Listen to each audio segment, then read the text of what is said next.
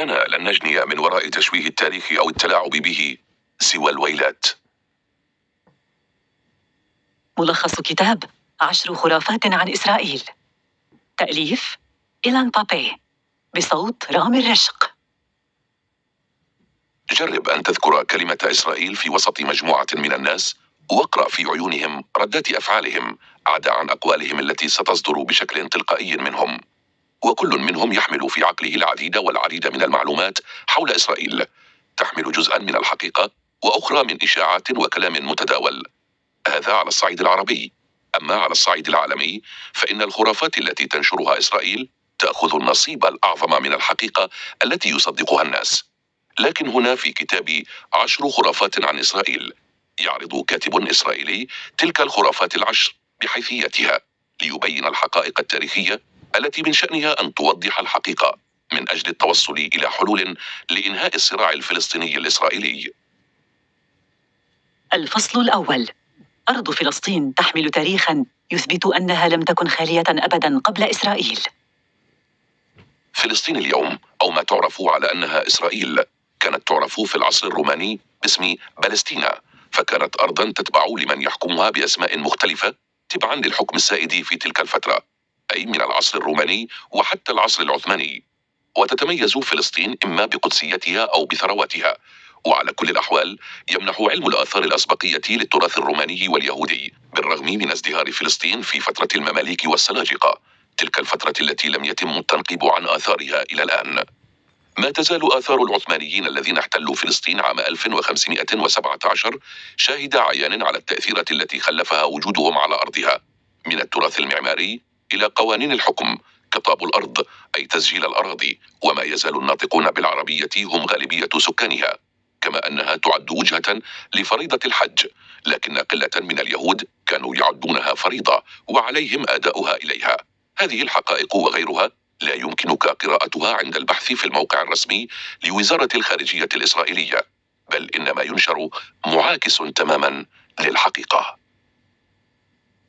الفصل الثاني: أقنعت الصهيونية العالم بأحقية وجود وطن قومي لليهود في فلسطين. كانت الفكرة القائلة بأن اليهود شعب عليه أن يعود يوما ما إلى الأرض المقدسة تشكل جزءا من الوعد الإلهي الذي آمن به رجال الدين الإنجليز في القرن السادس عشر، إذ عملت الانتفاضات التي أتت في سياق حركة الإصلاح الديني البروتستانتي على بلورة رابط يجمع بين عودة المسيح إلى هذا العالم مرة ثانية لإقامة مملكة الله على الأرض واعتناق اليهودية للمسيحية، وبين عودتهم إلى فلسطين. لذا كانت الصهيونية أساسا مشروعا استعماريا مسيحيا قبل أن تصبح مشروعا يهوديا. في القرن التاسع عشر في أوروبا بالتحديد توالت اللقاءات والاجتماعات، وبدأ المثقفون بالمطالبة بوطن قومي لليهود، حتى وصلت هذه الضغوط أوجها وتم افتتاح أول قنصلية بريطانية في القدس ساهمت في هجرة اليهود وتحويلهم إلى المسيحية بالخفاء في بعض الأحيان. تزامن هذا مع جهود ثيودور هرتزل التي نقلت الصهيونية إلى بساط السياسة الذي تلاه الاعتراف الدولي. هناك أعداد من اليهود لم تنتظر الاعتراف، بل باشرت بالهجرة على موجتين بين عام 1882 إلى عام 1914. كما استغل اليهود فكرة معاداة السامية في أوروبا للانتقال إلى فلسطين، حتى لو كان ذلك على حساب السكان الأصليين. وما عزز هذا المسار هو وعد بلفور عام 1917 الذي تضمن تعهد بريطانيا بإقامة وطن قومي لليهود. ونتيجة لذلك تنامت الأفكار الصهيونية التي لم تكن تمثل غالبية يهود العالم، وإنما مصالح ضيقة لفئات اجتماعية تقاطعت مع التوجهات السياسية لعدد من الدول الأوروبية على رأسها المملكة المتحدة. فهل تتساوى اليهودية والصهيونية في أنظار العالم وأنظار الفلسطينيين، أم أن الصهيونية لا تمثل سوى نفسها؟ اقتباس: لم تكن فلسطين صحراء تنتظر أن تزدهر، بل كانت بلدا ريفيا على وشك دخول القرن العشرين كمجتمع حديث. الفصل الثالث: الحركة الصهيونية هي حركة استيطانية استعمارية. كانت بداية الصهيونية في القرن الثامن عشر تحت مسمى حركة التنوير اليهودية، على أيدي بعض الشعراء والكتاب والحاخامات الذين عملوا على إحياء التراث اليهودي القديم من اللغة حتى الشعر وغيره. ونتج نتيجة للظلم الواقع عليهم بعدم مساواتهم في الحقوق مع الأوروبيين. طغت فكرة الوطن القومي الذي يضم اليهود على مجمل الأفكار التي يحملونها، إذ توافقت تلك الفكرة مع رغبة الصهيونية المسيحية في التخلص من اليهود، ومع بعض المعتقدات الدينية المقدسة حول عودة المسيح واشتراط وجود اليهود في فلسطين. جاء المستوطنون إلى فلسطين معتقدين بأن السكان المحليين يحتلون أرضهم التاريخية، هذا ما علموه من قادتهم.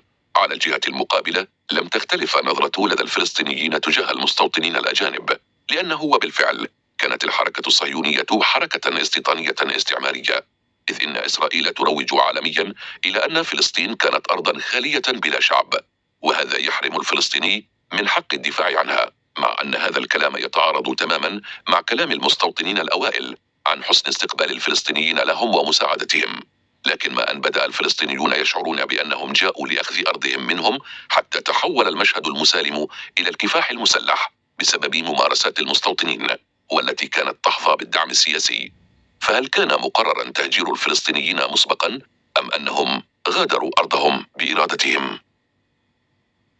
الفصل الرابع: غادر الفلسطينيون أرضهم تحت وابل من الممارسات العنيفة ضدهم. يروج قادة الحركة الصهيونية إلى أن الفلسطينيين غادروا أرضهم طواعية تحت ما يسمى بالترانسفير بالتراضي، لكنه وفيما بعد تم الكشف عن وجود تخطيط مسبق لنقل السكان الأصليين ونفيهم عن أرضهم لتنفيذ المخطط الاستعماري بكل سهولة. وكان المفكر الإسرائيلي بيريل كاتس نيلسون يأمل بنقل الفلسطينيين إلى سوريا أو العراق، ولكن بريطانيا فاجأته برغبتها بنقلهم إلى نابلس. بعدها توالت الخطابات السياسية الداعية إلى عملية التهجير التي بدأت فعلا في مطلع القرن العشرين، إلى أن بلغت ذروتها عام 1948 بما يعرف بالنكبة. ما حصل في حرب عام 1948 لا يمكن تعريفه إلا كعملية تطهير عرقي شامل.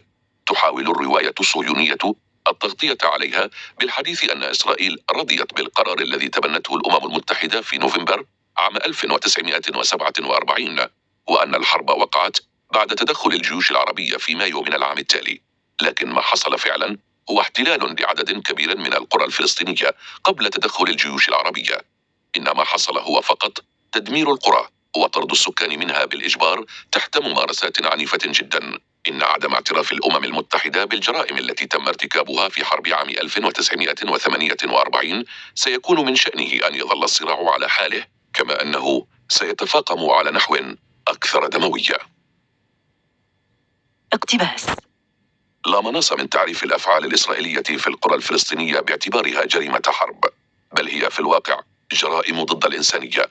وإذا تجاهل المرء هذه الحقيقة المرة فلن يفهم أبدا ما الذي يكمن وراء موقف إسرائيل تجاه فلسطين والفلسطينيين كمنظومة سياسية ومجتمع. الفصل الخامس: حرب عام 67 لم تكن سوى استكمال لمخطط حرب 48. بدأت طبول حرب عام 67 تقرع قبل وقوعها ب6 سنوات، فكان الرئيس المصري جمال عبد الناصر يستخدم في أغلب خطاباته أسلوب التهديد بنشر قواته في شبه جزيرة سيناء التي كانت منطقة منزوعة السلاح. في البداية كان هناك تخوف من أن تشن إسرائيل حربا على سوريا التي كانت في حالة وحدة مع مصر نهاية الخمسينيات وبداية الستينيات.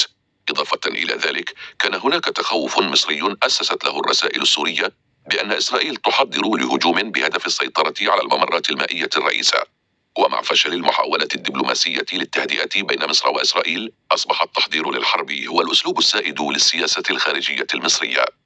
لقد كان هناك تصور في الدوائر السياسية الإسرائيلية لشكل الحكم العسكري في الضفة الغربية وغزة كحل للخطر الديموغرافي، أي الغلبة الكمية لعدد الفلسطينيين مقارنة مع الإسرائيليين. عندها كان قرار الحرب قد تم اتخاذه. استغلت إسرائيل الفرصة سريعا، وفي 5 من حزيران من عام 1967 قامت مبكرا بقصف الدول العربية المجاورة لها، ابتداء بالقواعد المصرية فالسورية فالأردنية وأخيرا العراقية.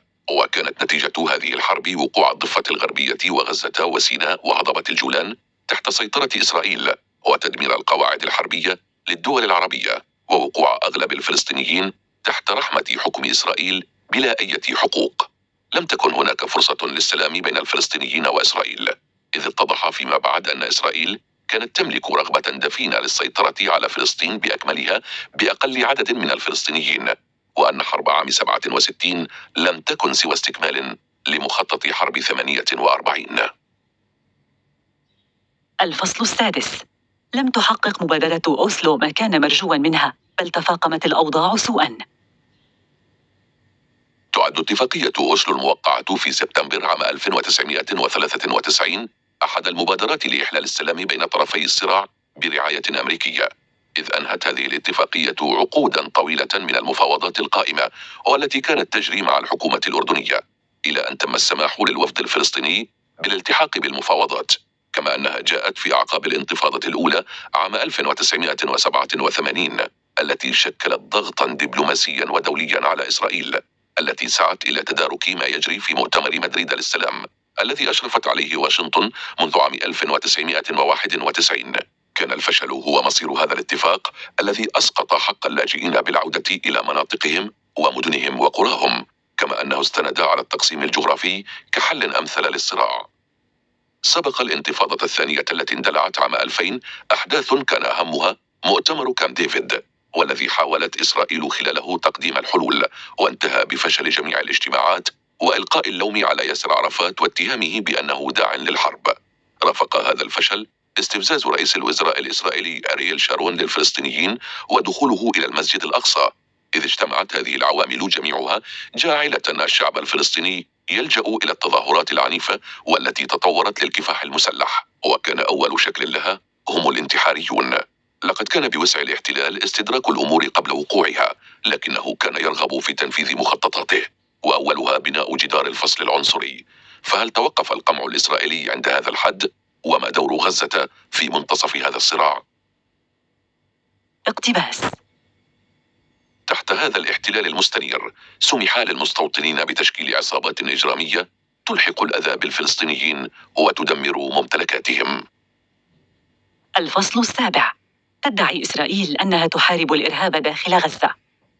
ربما يجهل الرأي العام العالمي تفاصيل القضية الفلسطينية بشكل عام، إلا أن المعظم شاهد وسمع عما حدث في قطاع غزة، وخصوصا بعد الثورة التكنولوجية التي ساهمت في نقل ما حصل خلال العدوانين الإسرائيليين على غزة عامي 2008 و2014. لم يتوقف الأمر عند هذا الحد، بل إن إسرائيل تنشر الإشاعات من داخل الإشاعات، إذ إنها تدعي محاربة الإرهاب داخل غزة، والذي يتمثل بوجود حركة المقاومة الإسلامية حماس المصنفة كحركة إرهابية، بينما هي في الواقع حركة تحرير مشروعة اكتسبت ثقة الفلسطينيين، خصوصا بعد أن خسرت حركة فتح تأييد الكثيرين بسبب مفاوضات أوسلو التي لم تفضي إلى مكاسب جوهرية تذكر.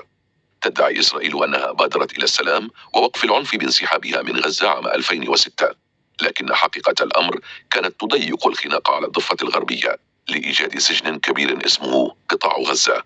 ثم عادت إسرائيل مرة أخرى بحجة محاربة الإرهاب عام 2008، لكن الذي حصل فعلا هو عملية إبادة تصاعدية قوبلت بالدفاع عن النفس من قبل حماس. لقد فاقم الحصار الذي فرضته إسرائيل من تردي الوضع الاقتصادي وبالتالي الإنساني الذي ترافق مع تغييرات اجتماعية في مصر نتج عنها اختلال في تنظيم فتح المعابر الحدودية التي أغلقت لفترات طويلة بعد عام 2014. الفصل الثامن. دفن حل الدولتين هو الخطوة الأولى لتحقيق السلام على أرض فلسطين. يؤمن تيار من النخبة السياسية الإسرائيلية بأن الحل الأمثل لصراعها مع الفلسطينيين يكمن في حل الدولتين، الذي يسمح لبعض الفلسطينيين بالحكم الذاتي داخل دولة إسرائيل، ولا يشمل هذا الحل سوى 20% من السكان، وكذلك لا يشمل سكان قطاع غزة أو المقيمين داخل حدود دولة إسرائيل. والأغرب أن هذا التيار يقوم بالترويج لهذا الحل عالميا على أنه الحل الأوحد ولا سبيل إلى غيره، لكن الحقيقة تقول إن هذا الحل يؤجج الصراع المستمر منذ 150 عاما ولا يوقفه. إنه كالجثة التي يتم استخراجها من المشرحة وتلميعها بين الفينة والأخرى على أنها جسد حي. الصراع الفلسطيني الإسرائيلي لن يدوم إلى الأبد، وسيأتي ذلك اليوم الذي سينتهي فيه نهاية مؤلمة. ربما إن توقفت إسرائيل عن نشر شائعة أنها الدولة الديمقراطية التي تسعى إلى السلام مع جارتها الدولة الفلسطينية والاعتراف بأنها استعمار استيطاني، تعمل بمبدأ الاستيطان والإبادة. عندها فقط سيبدأ النظر نحو الأمام، نحو حل أمثل لنهاية الصراع والسلام. بل إن الأمر سيتعدى إسرائيل إلى أوروبا التي تخلصت مؤخرا من تبعات الحرب العالمية الثانية وما ترافق معها من معاداة السامية. ولن يتحقق هذا إلا إذا ابتعدنا عن نشر الخرافات وتصديقها والعودة إلى التاريخ وتصحيح الأخطاء. فقرة بارزة من الكتاب. فلسطين لم تكن أرضا خالية، والشعب اليهودي كانت لهم أوطانهم، وقد تم استعمار فلسطين لاستردادها، كما تم طرد شعبها عام 1948 ولم يغادروا طواعية. إن الشعوب المستعمرة حتى وفق ميثاق الأمم المتحدة لديها الحق كي تناضل من أجل التحرير حتى مع جيش، وإن النهاية الناجحة لمثل هذا النضال تكمن في تأسيس دولة ديمقراطية تشمل كل سكانها. الخاتمة. لا مستقبل لأي أمة إلا عندما تعرف تاريخها وتدركه، وما حصل سابقا ويحصل الآن وسيحصل مستقبلا مرهون بتدارك أخطاء الماضي ومعرفتها.